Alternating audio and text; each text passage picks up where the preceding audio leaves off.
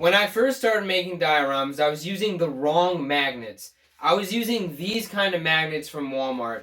These can be found in the craft section, but they're really kind of weak and they're difficult to determine the polarity on.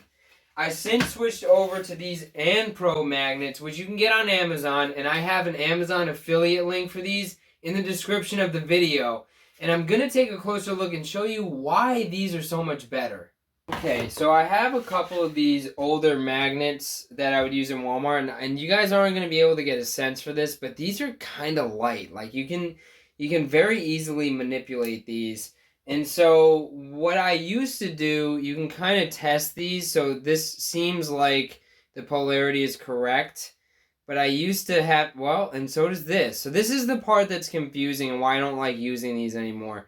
Sometimes you feel like you have good connectivity, but you really don't. And when you actually install these, see, there you go. This is the side that's rejecting each other. Into the diorama, it becomes a problem after they're already embedded in the foam. Then you got to try to dig them out, and they're honestly not as strong as you want them to be to begin with, so you end up having to use more of these to secure a diorama wall, let's say, into a base piece. So that's not ideal.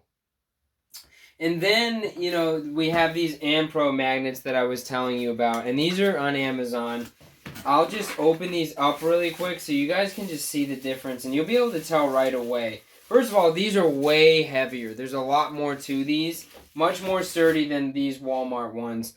The next thing I want to note is just the polarity on these is very easy to tell because one side of the magnet has a dot and one side doesn't have a dot. So the side without the dot connects to the side with the dot. And if you try to put the two dotted sides together, good luck. It doesn't work. You got to really push.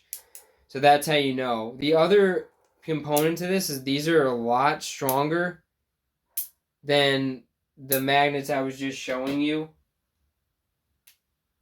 They're a lot stronger. So they're more durable. I've had no problems using these, and I highly recommend them. Now that you know the right magnets to use, I'm going to show you how this little piece of copper tubing is going to be the key to quickly magnetizing your dioramas. I got this tip from my friend High School Creations. If you're not following him on Instagram or YouTube, I highly suggest it.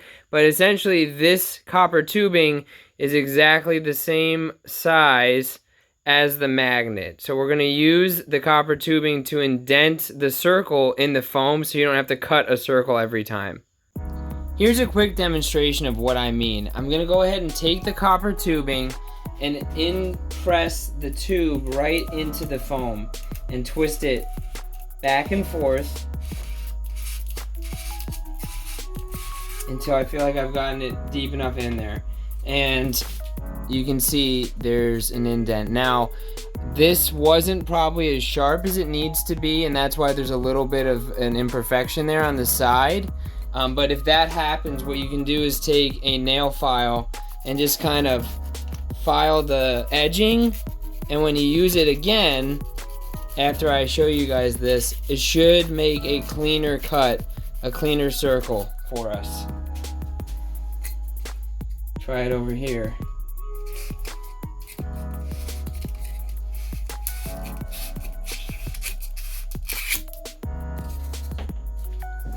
A little bit better that time. So now the next step is just to simply take your X-Acto knife, go ahead and take one of the magnets, and what I do is I level it with the top and I roll it across, right? You can see that indent right there. And then you just take your X-Acto knife or a box cutter and try to do this level. Cut across. And then you can just pop out the pink and put a little hot glue in there. Place the magnet and you're gonna be good to go. I'm gonna show you a full process of me magnetizing a diorama next so you can see, but I did want to give you guys a preview of just this little portion. Okay, so this is just going to be a sped up version of me magnetizing a base to a wall using two different magnets, the copper tubing and some low temperature hot glue. And it's important to understand that you want to use low temperature hot glue, because if you use high temperature glue, it can actually melt the foam and make it very difficult for you to properly magnetize your diorama. In case you're wondering, this project was my RPD station diorama that I did do a vlog series of on my channel if you want to check out those videos. Once the base magnets are down, I put magnets on top of them, then carefully place the wall where I want it to be, make sure it's lined up on all sides, and then push down so that the foam gets those impressions from the magnets on top of the magnets we installed in the base. Here's another look at what I showed you earlier about how to use the copper tubing to install the magnets so you don't have to actually cut a circle every time.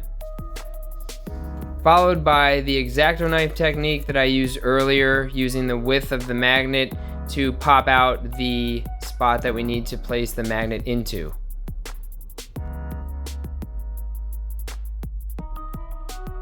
And the final step is just to make sure that we put the low temperature hot glue enough to hold the magnet into each spot, and then carefully consider the polarity and make sure that I'm using the correct side in the foam so that it actually works the way that we need it to. Because if you use the wrong side, it's actually going to repel instead of attracting the magnet.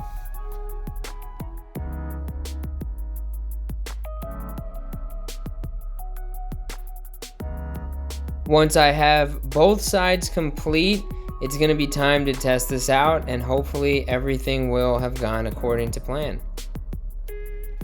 Here comes the moment of truth, and I'm going to leave this sound on so you guys can hear this snap right into place, which really helps me understand how strong these magnets actually are.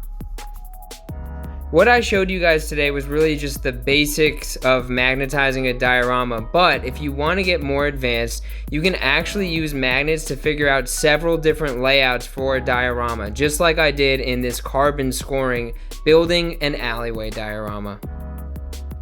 Thanks for checking out the video. I hope it helped you, and I hope I'll see you in the next episode. Vascotoys, action figure dioramas and props.